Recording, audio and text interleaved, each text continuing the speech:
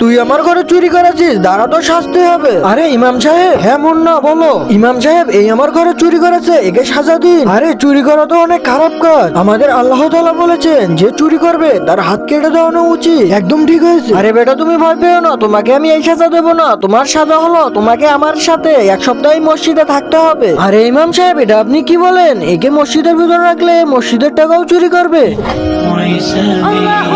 আরে বেটা আজান দিয়েছে, চলো আমার সাথে নামাজ পড়বো।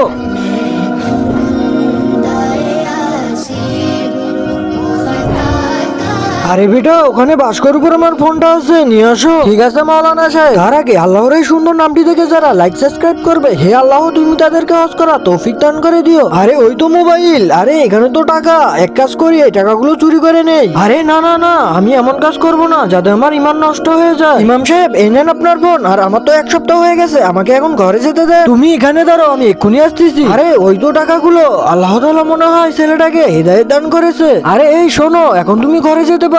আর হ্যাঁ, এমন কাজ করো না যাতে তোমার ইমান নষ্ট হয়ে যায়। আর এই ইসলামিক ভিডিওটা ভালো লাগলে অবশ্যই লাইক সাবস্ক্রাইব করে দিবেন।